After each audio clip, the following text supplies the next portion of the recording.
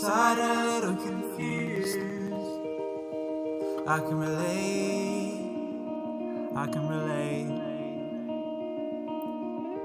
Messed around and used, I can relate.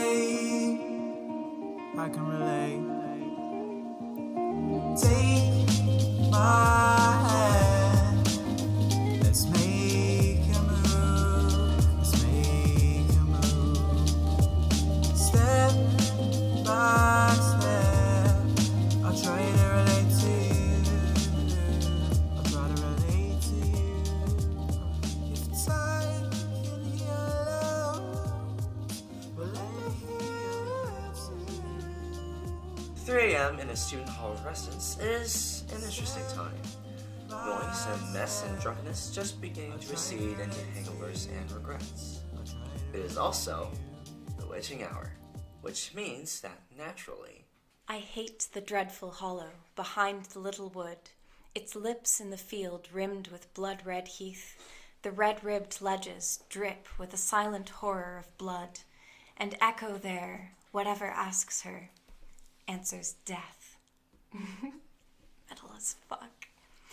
For there, in the ghastly pit where a body was found, his who had given me life, O Father, O God, was it well, mangled and crushed and flattened and dinted into the ground, yet there lies the rock that... Emma? Oh, hey.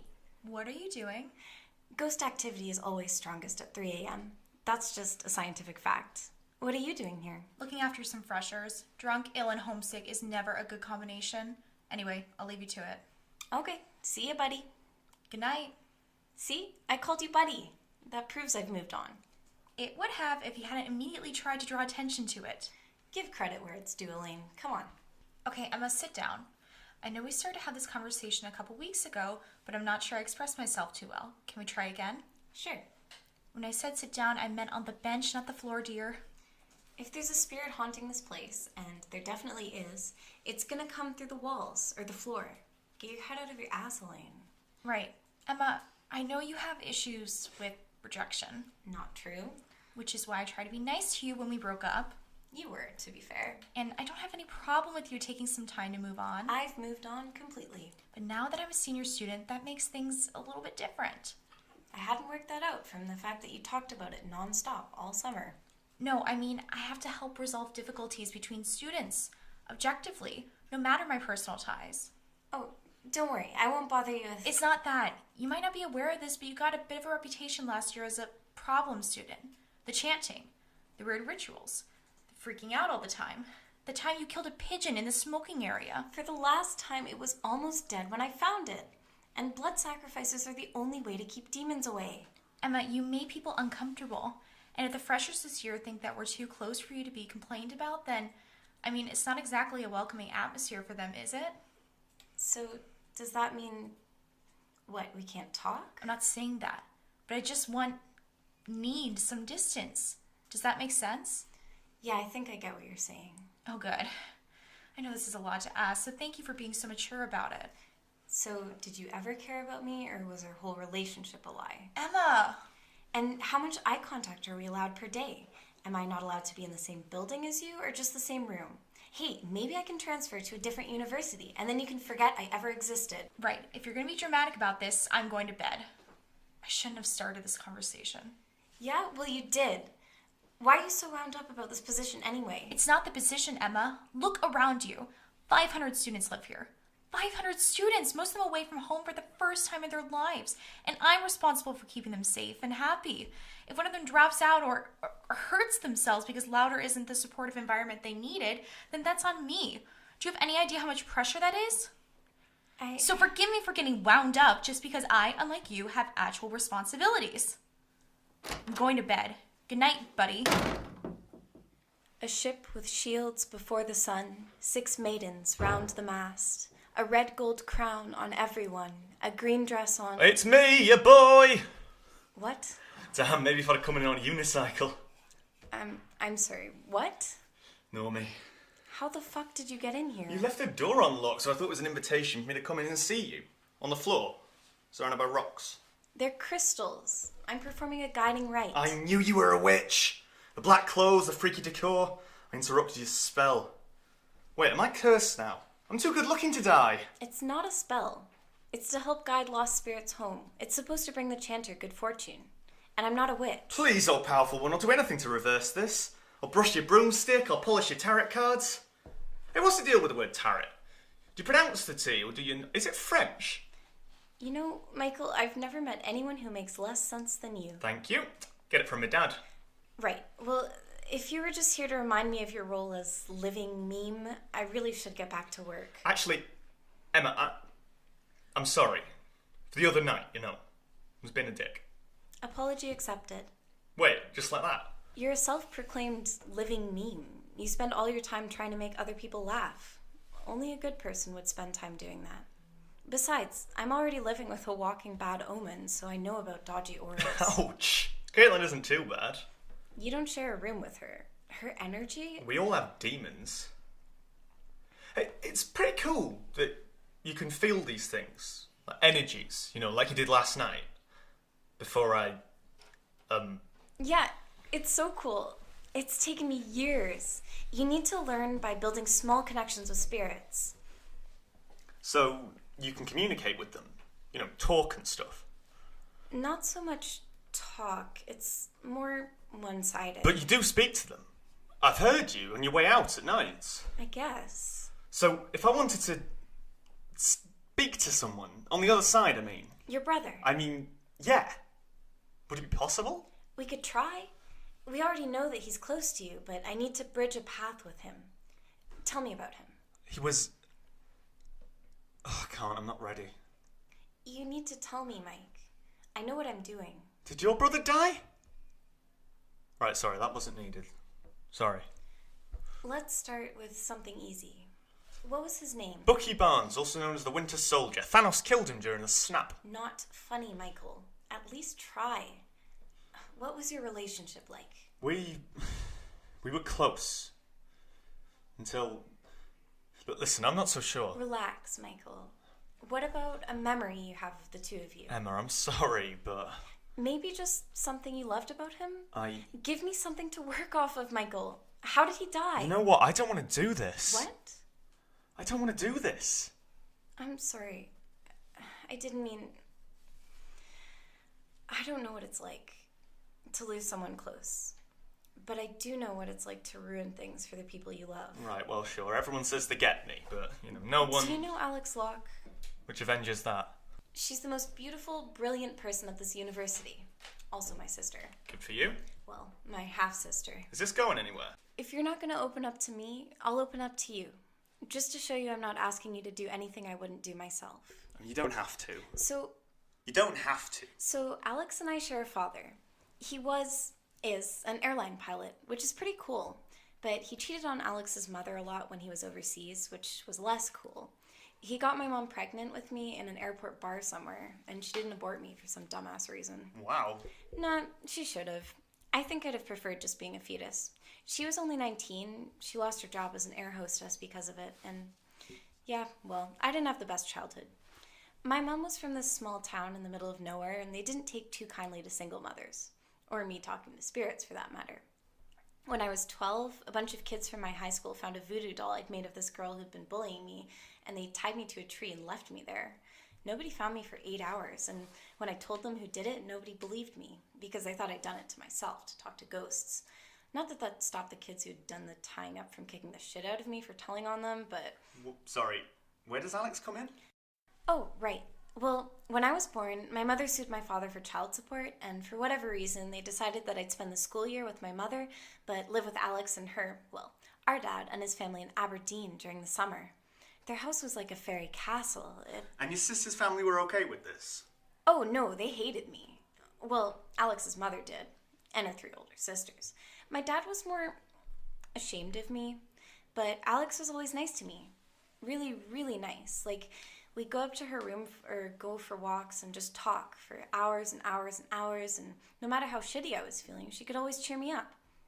She reminded me that there was more to the world than the ghosts that didn't speak to me, and my classmates who hated me, and all the people in our weird family who wished I didn't exist. And then...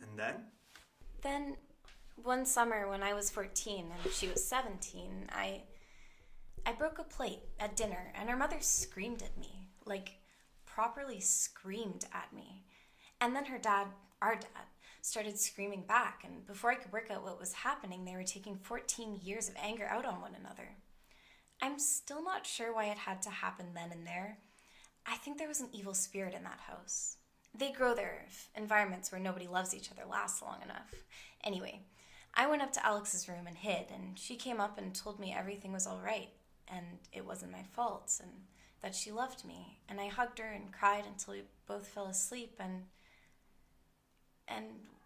when I woke up, she wasn't there. It wasn't in the house, I mean. And when I came downstairs, Alex's mother was there with the money for my plane ticket home, and she told me I wasn't welcome there anymore, and that I had to get out of there and never come back. Like she thought I was the evil spirit. Which I guess I was, but it wasn't really my fault. I never asked to be born. Anyway, since then Alex hasn't been as kind anymore. I guess her mother and sisters got to her. But I'm sure she'll snap out of it soon. Why did I bring this up again? Michael wished he had known what to say. Wished he had said something better than... I don't remember. I'm sorry that happened. I should go.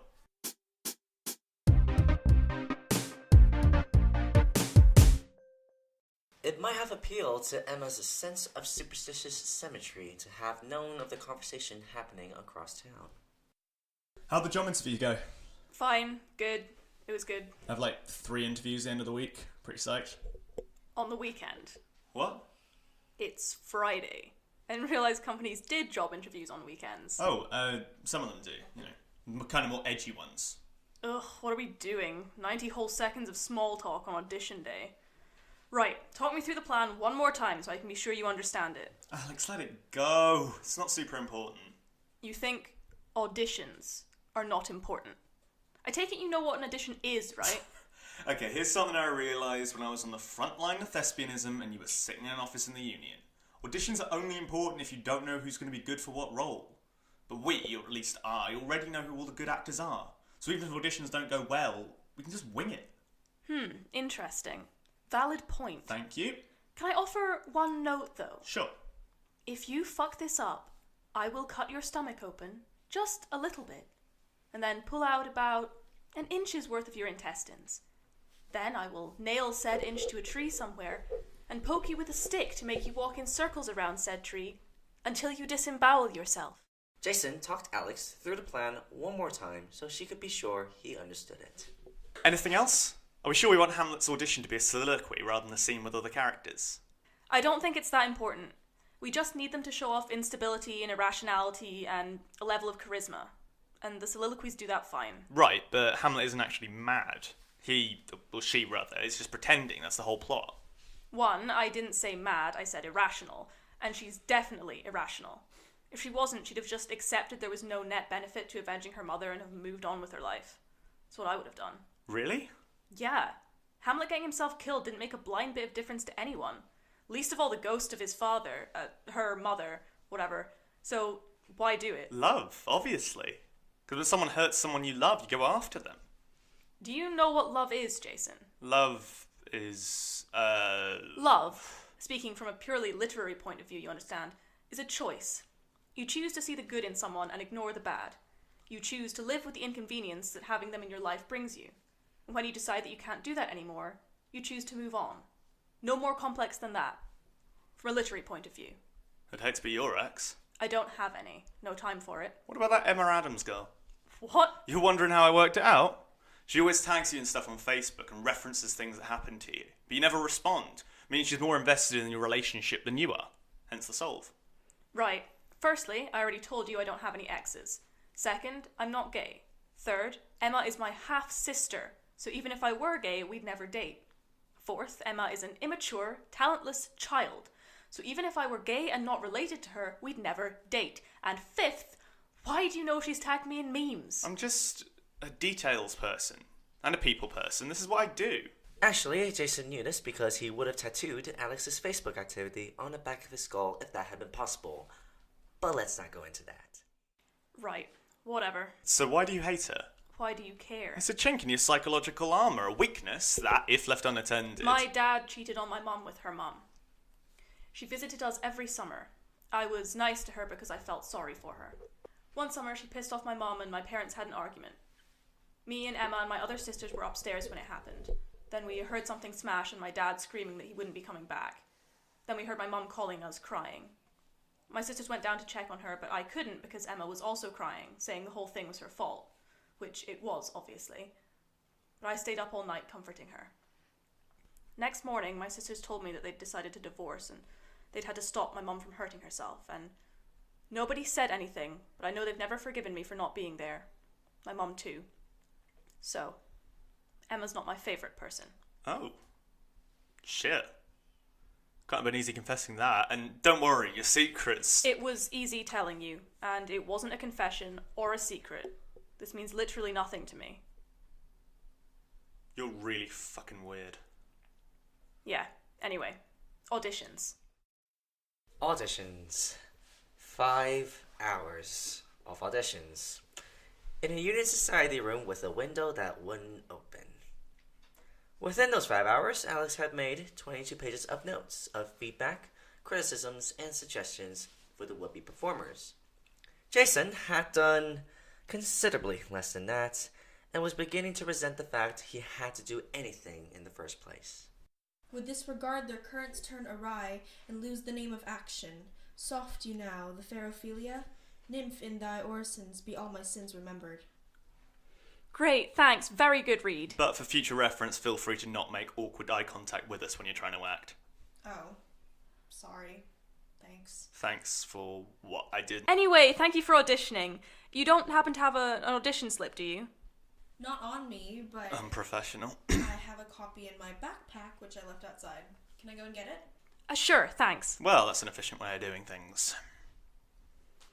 I thought she was good. Jenna was better. Jenna was hungover. It's the first Friday after Freshers Week. Who isn't hungover? Me? You, I fucking hope. The point is, you can cut Jenna some slack. She's a good actress. She's unreliable, entitled, and a nightmare to work with. She doesn't do what she's told. She doesn't take things seriously. Caitlin might be a fresher, but she gave a good performance, and she clearly will take this seriously. Clearly will do what she's told, too. Well, we can sort it out soon. Callbacks. We don't have time for callbacks. Like I told you, several times. It sounds like you made up your mind already. Maybe I have, Jason. Maybe I have.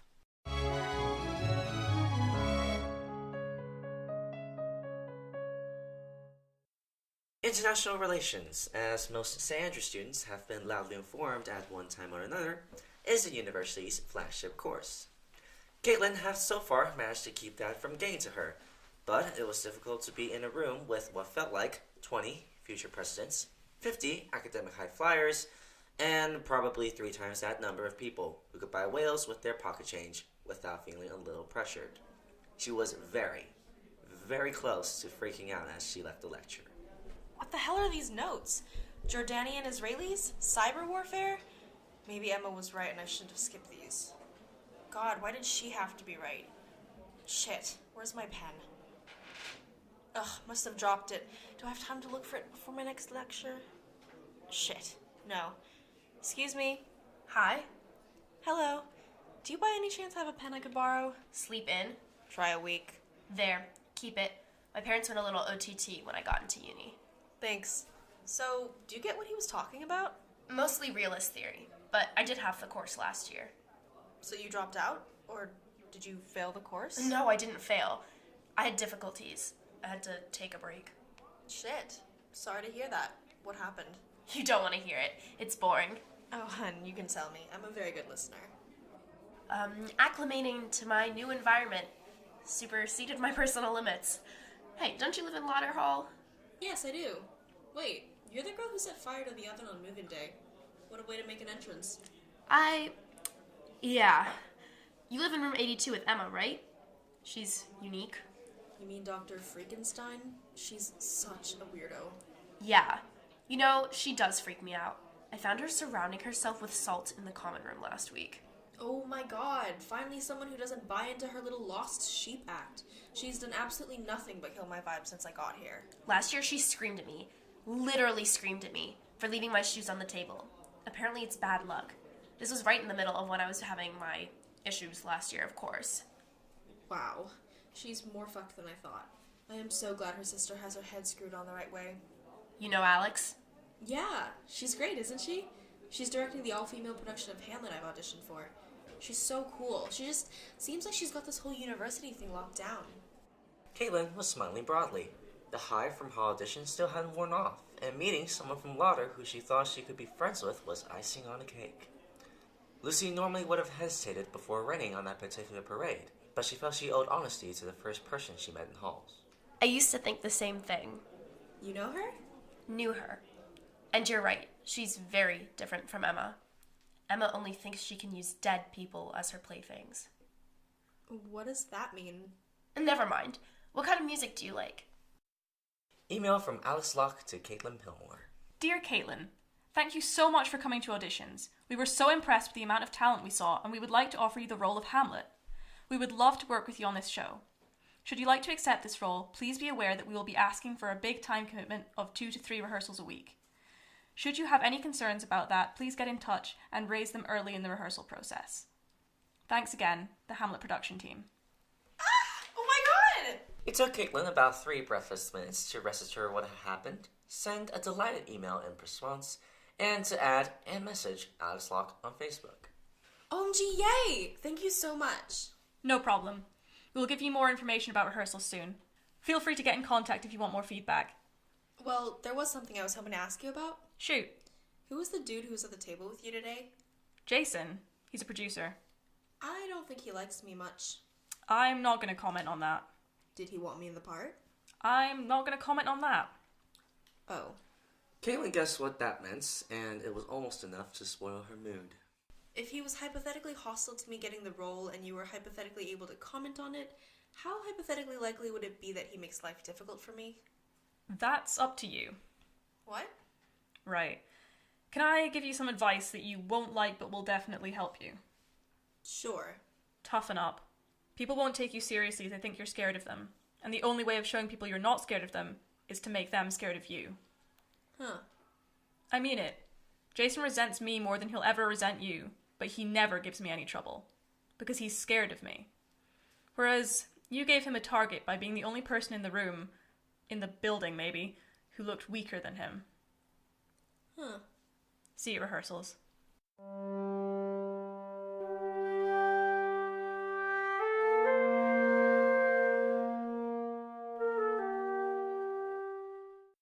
This episode of Citizens of Nowhere was written by Jamie Rodney and Neve Kinahan and edited by Sarah Alexander, Jamie Rodney, and Kyra Ho. The sound editor was Tom Harley. The publicist was Blanaid Barr, the producer was Neve Kinahan, and the tech manager was Nathan Lovelace. Alice Locke was played by Sophia Anderson, Jason Eric and Michael Nelson by Tom Caruth. Maddie Lee was Caitlin Pilmour, Rachel Cripps was Emma Adams, Katherine Montana was Elaine Canis, and Miranda Wilson was Lucy Horn. The narrator was played by me, Henry Lee. The music featured in Citizens of Nowhere was coordinated by Kyra Ho and written and performed by Jamie Rees, Victor Vasilyev, Joe Revell, Josh Wood, and Max Fulconis. Relate, the Citizens of Nowhere theme song was written and performed by Finn Melrose. This episode's song submission was Tales of Nowhere by Henry Lee, and its art submission was by Rachel Cripps. Citizens of Nowhere was made possible by STAR, St. Andrews Radio, and Airwaves, a student project run by Mermaids, the University of St. Andrews Performing Arts Fund.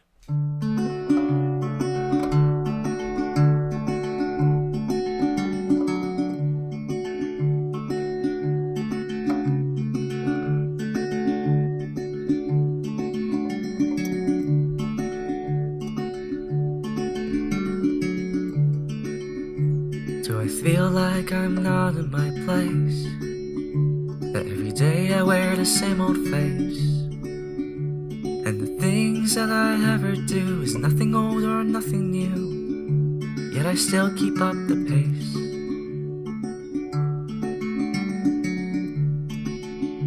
And it's true that ain't life a bitch, and that the spoils will favor the rich.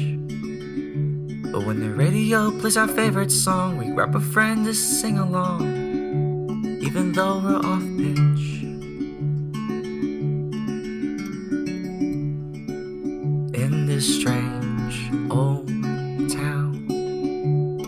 dreams could float or drown, yet we stand our ground, the kings and queens with paper crowns.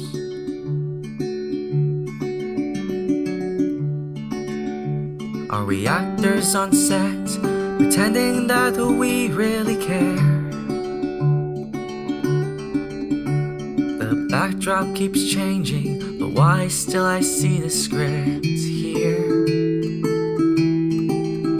So I'm sitting in the spotlight, struggling to breathe, trying to deliver the punchline. I'm nowhere but everywhere, people are staring right through me, wondering, will I be fine?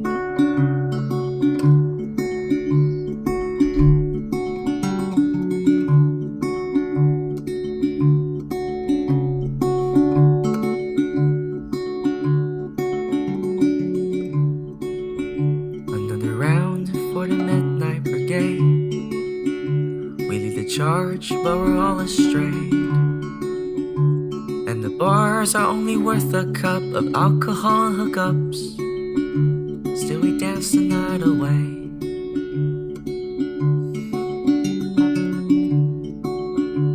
And just when I think I'm with the one, they will leave outside of the sun. And the memories that we had left are Pablos and cigarettes, but it's better than having none.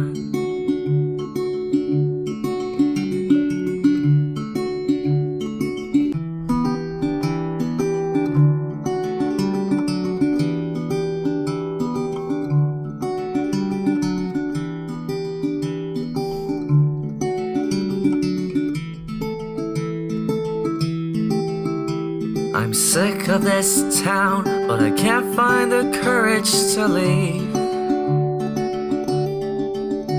Each path has been taken, is there anything left for me? So I'm searching for answers, but all I keep finding are questions. Do I take the high road? Will it lead me in the right direction? While I'm walking on, singing on the top of my voice, with the ending coming into sight. I'm nowhere but out there, I know that life is just beginning, and I think I'll be alright.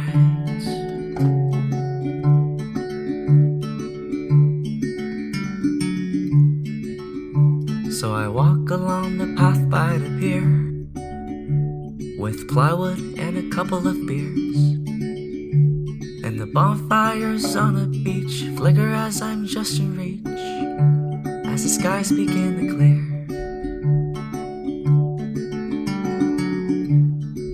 See the embers rise to the stars where they vaporize. So let's light that spark to ignite the flame in our hearts.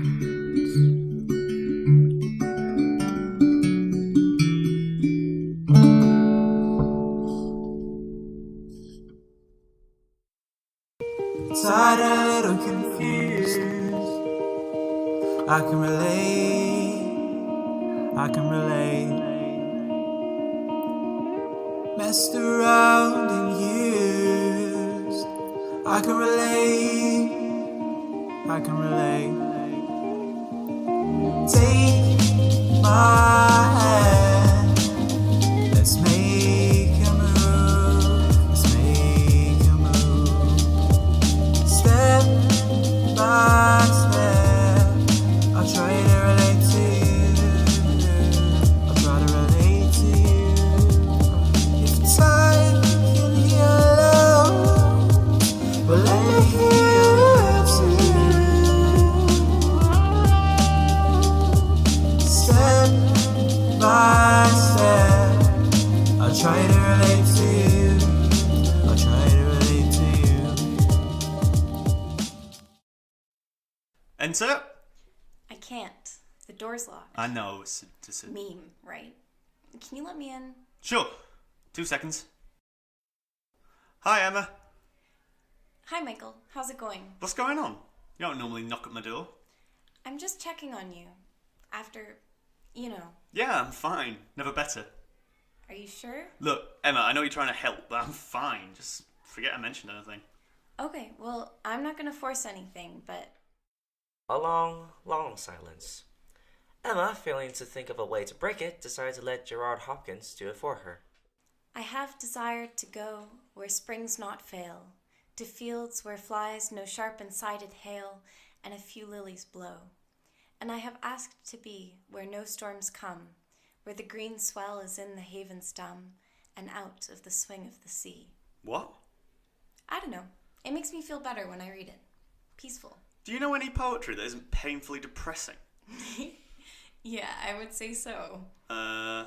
This is Regime de Vivre by John Wilmot, the Earl of Rochester. Oh, wait, you don't need to... I rise at 11, I dine around 2, I get drunk before 7, and the next thing I do... Now, this is relatable. I send for my horror when for fear of the clap, I spend in her hand, I spew in her lap. Or not. Then we quarrel and scold until I fall asleep, when the bitch, growing bold, to my pocket does creep. Then slyly she leaves me, and to avenge the affront, at once she bereaves me of my money and cunt. Michael, can you come to the kitchen? Oh, hi Lucy. Hey, you're involved in drama, right? And you know my sister, Alex. Not anymore, to both questions. Anyway, Michael, can you come to the kitchen now? What is it? I'll tell you in the kitchen. It's not a huge deal. In the kitchen. Right, so this is quite a big deal. I'm pretty much at the end of my tether. Same, I can't put up with her anymore. Is this her who I think it is? Yeah, I was in the kitchen with her the other day, and she kept doing this weird chanting. Yeah, she is pretty annoying. No sense of personal boundaries. Ha! You guys try sharing a room with her, going in and out at the weirdest fucking times, grinding her teeth in her sleep, leaving all this fucking magical tat all over the place. I mean, she's doing that here as well. Look at that. That thing she's hung on the fridge. No clue what that is, other than being totally hideous. I'm not sure why she needs it anyway. She's never here. Practically runs away screaming whenever anyone eats in here. Who are you talking about, Lucy? Nobody. I mean, nobody that you know, need to know. Just like I didn't need to know this little powwow was happening? I didn't mean to. We weren't. As she watched Lucy squirm, Caitlin remembered something she's been told. People won't take you seriously if they think you're scared of them. And the only way of showing people you're not scared of them is to make them scared of you. Emma, how much did that mask thing on the fridge cost? My dream catcher? Well, our dream catcher, I guess. I didn't actually pay for anything. I just made it out of leaves and twigs and feathers. Oh, that's good. I'd feel bad about doing this to something valuable. What do you... No! What we were talking about, Emma, is that everyone is fucking sick and tired of you and your witchy shit. Put that down! Apologize to the rest of the corridor for being a piece of shit and I'll consider it. Okay, just please, put it down. You'll make the spirits angry and... I'm the only angry spirit you need to worry about. Caitlin... No, you know what? Shut the fuck up and listen. You're a shit roommate. You're a shit person to be around. I don't know what the fuck is wrong with you, but whatever it is, it doesn't excuse the way you behave. Now I'm going to rip this shitty thing to shreds, and once I'm done with that, I'm going to go into our room and throw out all the other shit you've left lying around. Okay? Wait, no, And please, before please. you think of reporting me, the wardens already hate you, the hall committee already hates you, I should know, I'm on it, and even if they didn't, they won't blame me once they know what you're like. Do you want that to happen, or do you want to try being a good roommate? Want to try being a good roommate. Okay, so first of all, you're going to apologize to Lucy for trying to bully her just there. Sorry, Lucy. Mean it! I'm really, really sorry. I didn't mean to. That's okay. Caitlin... Now you're going to apologize to Michael for annoying him. Sorry, Michael. And now you're going to apologize to me for pissing me off, for pissing my friends off, for keeping me up at night, for the weird salt thing, for being awkward about the way I fucking chew, for being a bitch about my work ethic. Each of those. Individually. I'm sorry for... Wait, I came in here for lunch. I'm going to drink my soup while you apologize. While she drank and Emma groveled, Caitlin had almost forgotten about the presence of Lucy and Michael. You could almost say that was a good thing, given how badly both spectators were wishing they weren't there as she followed her new mentor's advice. A couple of hours later. Caitlin? Oh, hi, Lucy. Didn't see you there. Just heading to rehearsals. Can we talk?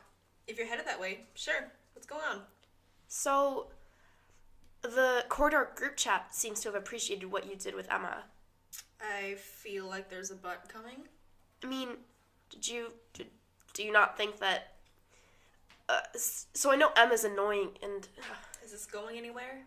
So, maybe, and this is a suggestion, not a judgment, but, I think you might have been a little harsh on Emma back there. Maybe, what do I even know? Never mind. But yeah, maybe consider being more chill in the future. Maybe anyway, I'll just go now. Have a nice day. Wow, you're really not good at this, are you? Not when I'm sober. I'm apparently a very confrontational drunk. What you are is fucking adorable. Anyway, message received. Really? Yeah, I'll tone it down. I don't know, she's annoying at the best of times, and then I saw her trying to intimidate you. Really set me off. I get it. Like, she's annoying. So, are you gonna apologize? Yeah, maybe, probably. Do you think that would be necessary? I mean, like, I'm sure you have a better handle on the situation, but, I mean, it might be nice to, you know. I'll think about it. Thanks, friend.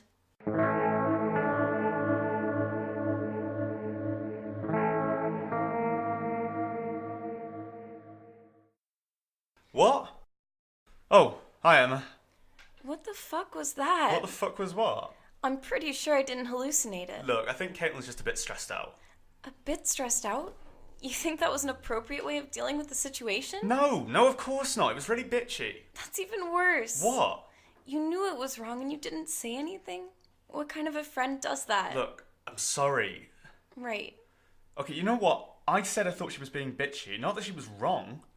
Really? She wasn't wrong to try and screw me over like that? Look, that's not what I'm saying. Then what are you saying? That maybe it'd be easier to sympathise with you if you were less of a psycho. Okay, sorry, but... Whatever.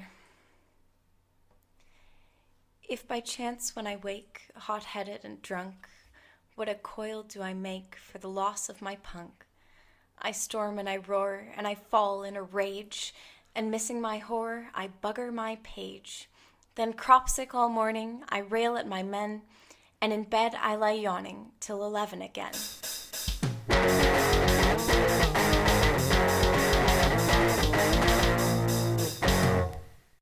Alright, people, first off, congratulations on being cast. You should all have a copy of the script by now. Today we're going to be doing a read-through of the whole thing, so I hope you've all brought your water bottles to stay hydrated.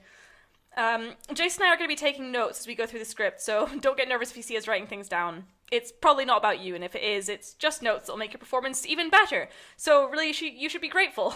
Alright, places everyone, which is just a circle on the floor for now. Break a leg, everyone. Let's get down to business. Bernardo and Francisco, you're up. Now, that doesn't look like Shakespearean English. It's not, but I think I can handle tutorial readings and rehearsal at the same time, unlike some people. Oh, is someone having trouble adjusting to balancing theatre and school? See if you were on the ball like me. Oh, look. I've still somehow written more notes than you. What? But how? Maybe think before you talk, Jason? Excuse me, Alex. Yes? I was just wondering, in the script, will they say stuff like, he? Should we switch it to she? Yes, definitely. Make sure you're consistent about it. Yeah, I mean, it wouldn't make much sense if we didn't. Girl power and all that. Yes, well, thank you for that, Jason. Now let's get back to the script. We've got a lot to get through, and I want to make sure we're done by 10 before the union kicks us out. She also wanted to be back by 10 in order to start her IR essay, whose deadline was approaching faster than she would like. Not that it was anyone's business. If I wanted to mark that in my script, is that okay? Like, can I write in it? Yes, but only in pencil. Now let's... If you need help practicing your lines, you have my number. Ugh. Horatio, I think it's your line now. Whose phone... Oh, wait, that's me. I have to take this. Keep going through the script. If you have any questions, ask Jason if he's up to it. Hey. I can also try to answer any questions. I wrote my AP Lit essay on Hamlet. Yeah, that might be better. Now if you'll excuse me. Hello? Yes, this is Alex Locke. Yes, I did apply. Oh, are you sure it's me you meant to... Sorry, that came out wrong. Oh, okay. Can you at least tell me why? You're very selective, I understand, but... Oh. Okay, I see. Thank you. Actually, not thank you.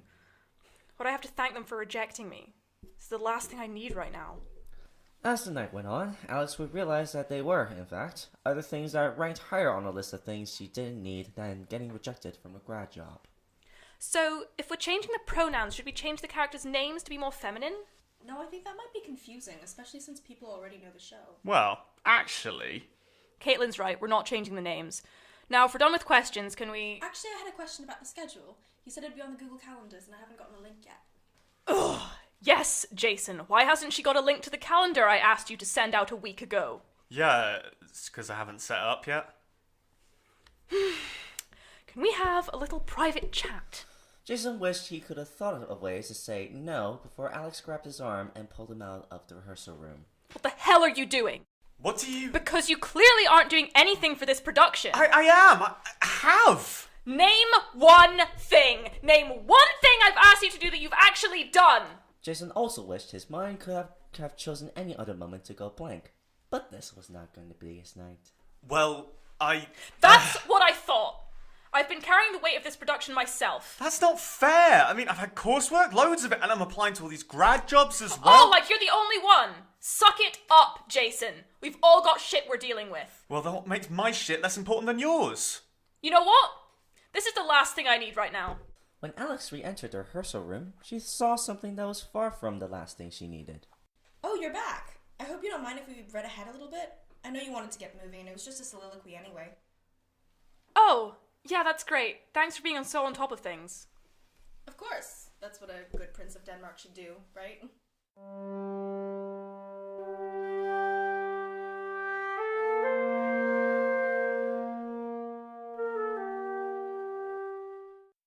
Post-rehearsals. Jason's night didn't get much better. He was currently taking the opportunity to vent his frustrations at the only one willing to listen, the water fountain on the first floor of the library. Who does she think she is, walking in and taking my author? Why does Alex even like her? She's just a snotty fretty. She hasn't worked her way up like I have.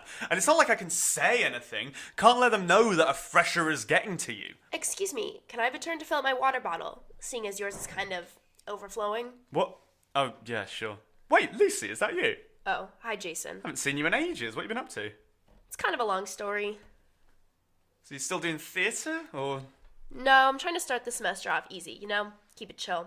Not easy to do in St Andrews. Tell me about it. Sounds like even if you're not involved in theatre, you've still got some drama of your own going on. It's just some flatmate stuff. This girl, Caitlin... That wouldn't be Caitlin Pilmour, would it? Yeah, it is, actually. Don't tell me you two hooked up or something. Oh, please. She's in this play I'm producing. What'd she do? Well, it's not just her. There's this other girl in our flat, Emma, and she's just a lot to deal with. So you got two drama queens trying to rule the flat? No, it's not like that. Emma's just doing her own thing, and that's the problem because her own thing is just really weird. Like leaving lines of salt in doorways to stop evil spirits weird. Damn. Wait, so if you got that shit going on, how is Caitlin the problem? Well, she kind of talked to Emma about her habits. Except it wasn't really talking. More of intimidation. I can't imagine it was worse than dealing with piles of salt everywhere. Was it? I guess I just feel bad for Emma. I know what it's like to have someone push you around when you're out of your depth. Yeah, it must be pretty terrible. Not that I've been there. Huh, I'm used to people trying to sympathize with me. This denial is kind of refreshing. So what's Emma doing about the whole thing? She'll probably get Caitlin into pretty big trouble. I doubt she'd do anything that would make a difference, unless she accidentally summons a demon with an Ouija board or something. Anyway, it's getting pretty late. I should probably get back to studying. See you around. Yeah, I'll see ya. Jason had an idea. He'd always been told that the library was the place to come in search of inspiration. He just thought it referred to academic success, which he really didn't care about, rather than his social life, which he most certainly did. This episode of Citizens of Nowhere was written and edited by Jamie Rodney, Sarah Alexander, and Kyra Ho. The sound editor was Tom Harley. The publicist was Blanaid Barr. The producer was Neve Kinahan, and the tech manager was Nathan Lovelace. Alice Locke was played by Sophia Anderson, Jason Eric and Michael Nelson by Tom Caruth. Maddie was Caitlin Pilmour. Rachel Cripps was Emma Adams. Katherine Montana was Maddie Kinnis, and Miranda Wilson was Lucy Horn. The narrator was played by me, Henry Lee. The music featured in Citizens of Nowhere was coordinated by Kyra Ho and written and performed by Jamie Rees, Joe Revell, Josh Wood, and Victor Vasilyev. Relate, the Citizens of Nowhere theme song, was written and performed by Finn Melrose. This episode's song submission was Glasgow by Indecision, and its art submission was by Rachel Cripps. Citizens of Nowhere was made possible by STAR, San Andrews Radio, and Airwaves, a student project run by Mermaids, the University of San Andrews Performing Arts Fund.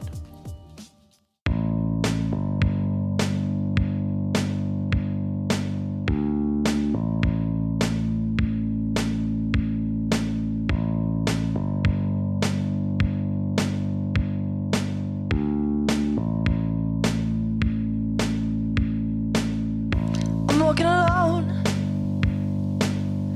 and I'm not looking back at the sea, the sky, bruised knees, tan lines, and a panic attack. And I don't know where to start with my aching head or my broken heart, but I've only got myself to blame. I won't let another man tell me my name, so take a shot, let's string to us and all of the things that we screwed up, and let's go running into the night and trust in a time that'll be alright. And it's sunny on the way to Glasgow, and my mind is filled with empty roads. I'm not sure of much, no. All I do know is that it's time to let some things go. I'm looking ahead, not looking at my feet, and I'm starting to forgive myself for the way you treated me. No, I will do my hair and get off